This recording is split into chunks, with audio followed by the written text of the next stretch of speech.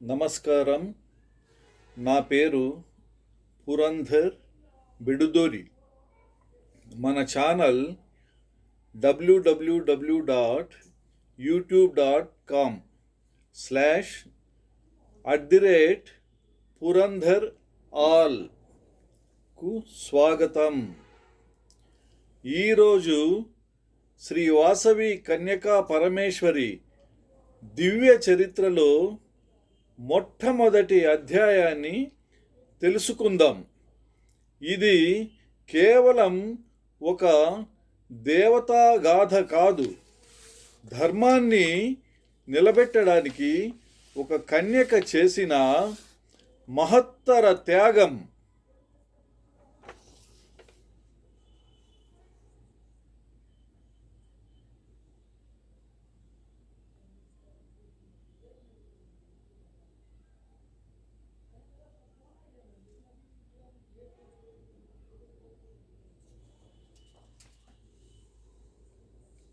మన మొదటి అంశం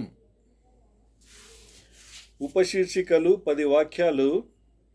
1.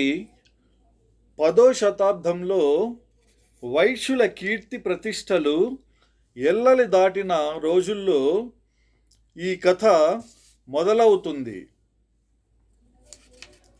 పశ్చిమ గోదావరి జిల్లాలోని పెనుగొండ నగరాన్ని ధర్మబద్ధంగా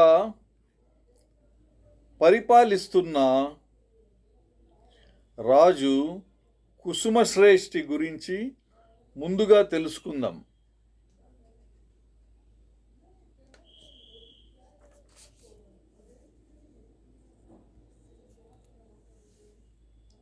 ఆయన భార్య కుసుమాంబ వారి పరిపాలనలో ప్రజలు సుఖ సంతోషాలతో జీవించేవారు. దైవభక్తి, ధర్మపాలన ఉన్న వారికి సంతానం లేదన్న లోటు మాత్రం ఉండేది. ఆ బాధను పోగొట్టుకోవడానికి వారు తమ కులగురువు భాస్కరాచార్యులు సలహా మేరకు ఒక గొప్ప యాగాన్ని తలపెట్టారు.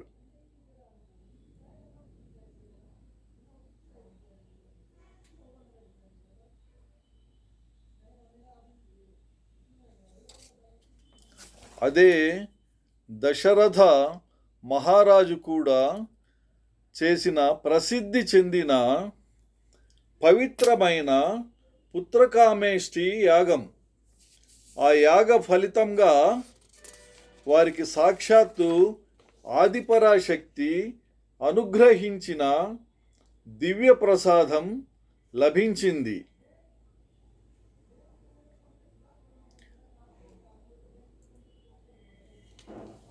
ఆ ప్రసాదాన్ని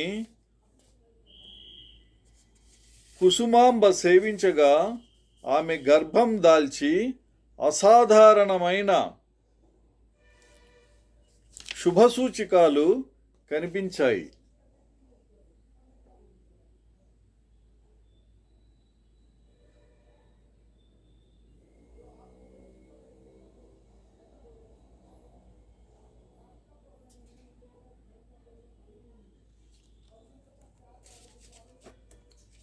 పవిత్రమైన వైశాఖ శుద్ధ దశమి రోజున ఆమెకు ఒక కుమారుడు విరూపాక్షుడు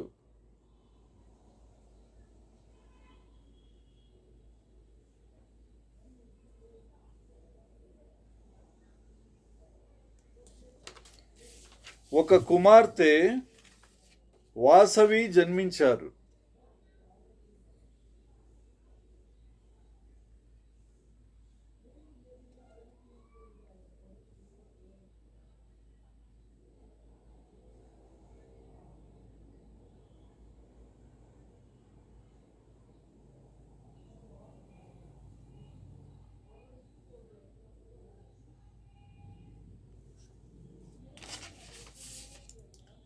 విరూపాక్షుడు నందీశ్వరుని అంశం కాగా వాసవి సాక్షాత్తు లోకమాత ఆదిపరాశక్తి అంశంగా లోక కళ్యాణార్థం అవతరించారు. ప్రత్యేక అంశం వైశ్యుల కాశీ పెనుగొండ చారిత్రక నేపథ్యం వాక్యాలు.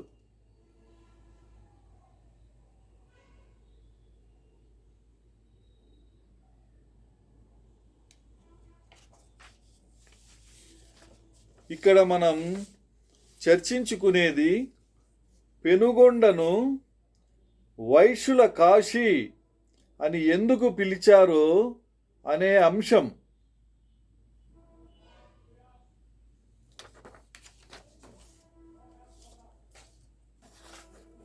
వాసవి జన్మించక ముందే ఈ క్షేత్రం అత్యంత పవిత్రమైన తీర్థ యాత్రాస్థలంగా విరాజిల్లింది.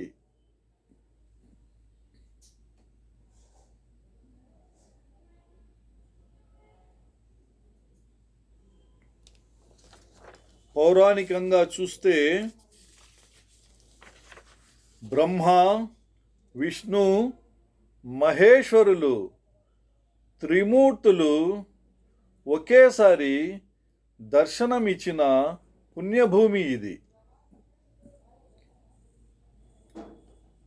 గౌతమి నది,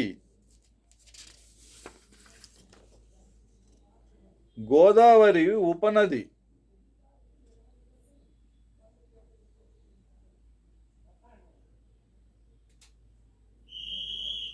తీరాన ఉండటం వల్ల ఇక్కడ అనేక మంది మహర్షులు యజ్ఞాలు, తపస్సులు చేశారు. సుబ్రహ్మణ్య స్వామి, కుమారస్వామి కూడా ఈ ప్రాంతంలోనే తపస్సు చేశారని శాస్త్రాలు చెబుతున్నాయి. వాణిజ్యం, విద్య,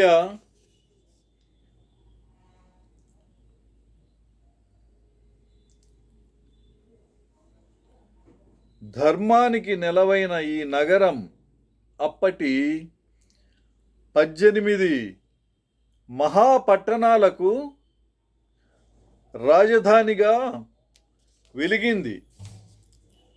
వాసవి జన్మకు ముందే ఈ ప్రాంతానికి ఉన్న అపారమైన ఆధ్యాత్మిక, రాజకీయ స్థిరత్వం ఆమె బాల్యాన్ని ప్రభావితం చేసింది. అంటే ఆమె సాధారణ రాజకుమారి కాదు. సకల ధర్మాలు పరిఢవిల్లిన పవిత్ర రాజధానిలో జన్మించిన శక్తి. అందుకే కుసుమ శ్రేష్ఠి పాలనలో ధర్మం, న్యాయం వెల్లివిరిశాయి. అది వాసవి రాకకు దైవపరమైన కారణమైంది. వీడియో దృష్టి, జ్ఞానం, స్ఫూర్తి మరియు జిజ్ఞాస 10 వాక్యాలు. మన ఈ వీడియోలో శ్రేణిని ఎందుకు చూడాలో ఇప్పుడు ఒకసారి మీకు వివరిస్తాను.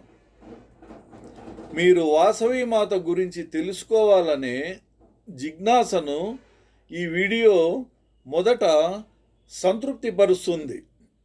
ఆమె జీవితం ధర్మం కోసం చేసిన ఒక మహా ప్రయోగంగా ఎలా మారిందో మీరు అర్థం చేసుకుంటారు. కేవలం ఆలయ విషయాలు కాక 10 నుండి 11వ శతాబ్దంలో ఆంధ్ర దేశ చరిత్రను కూడా ఇది వివరిస్తుంది.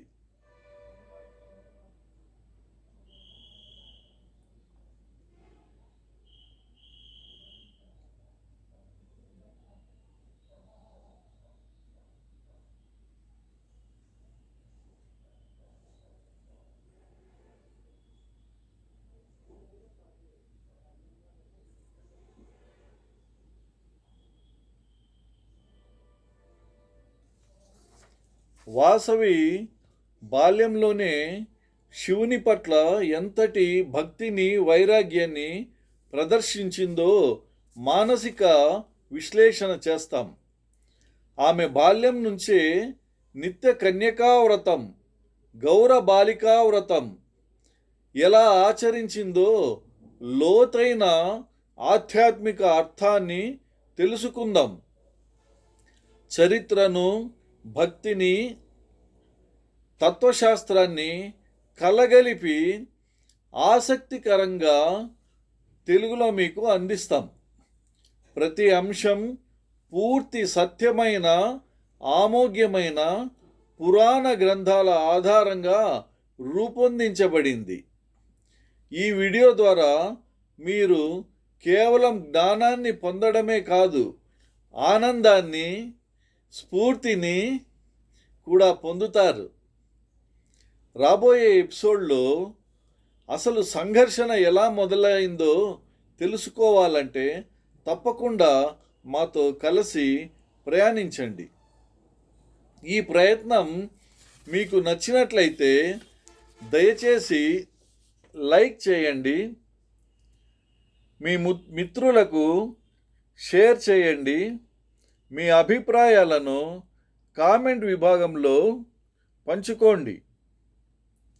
మరియు ఇలాంటి అద్భుతమైన విషయాలు మళ్ళీ చూడాలంటే తప్పకుండా సబ్స్క్రైబ్ చేయండి.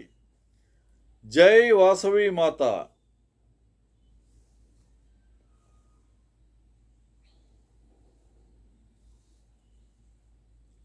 మళ్ళీ కలుద్దాం. బాయ్.